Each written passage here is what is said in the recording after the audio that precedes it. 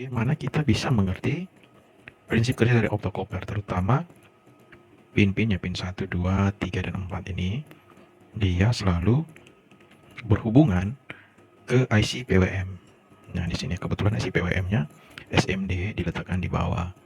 Ya, jadi itu ada kelihatan ya, ini pin 1, 2, 3, dan 4. Nah, di sini akan kami jelaskan fungsi pin 4 ini. Bagaimana jika pin 1 dan 2 dikasih tegangan. Jadi reaksi dari sistem kerja si IC PWM ini bagaimana? Jadi fungsi optocoupler ini harus kita kuasai. Jadi pada dasarnya ini pin input. Misalnya inputnya kita kasih tegangan 10 volt. 10 volt.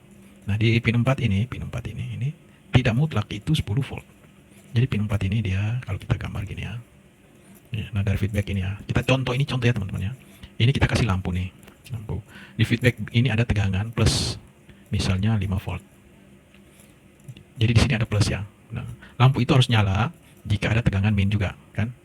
Ada groundnya, ada plus min, karena lampu DC ya, ini lampu DC. Nah, fungsi optocoupler itu menyambung ini, pin 3 dan 4 ini sambung, sehingga lampu ini mendapat negatif. Jadi fungsi optocoupler itu sebagai saklar. Ini kalau kita gambar secara teorinya gitu ya. Nah, ada juga teman-teman akan mendapat skema yang seperti ini.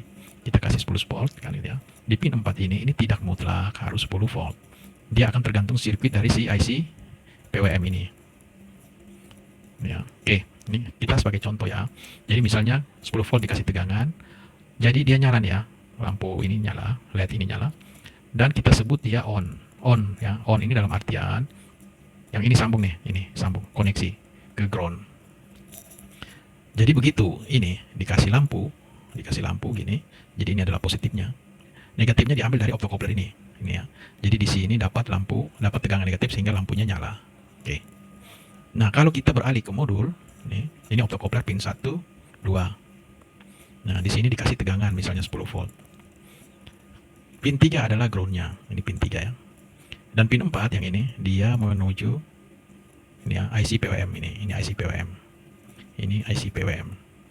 Ini adalah pin 2 yang ini. Nah, di dalam IC ini ada, kita contoh yang tadi ada lampu misalnya dia dapat tegangan plus, gitu kan?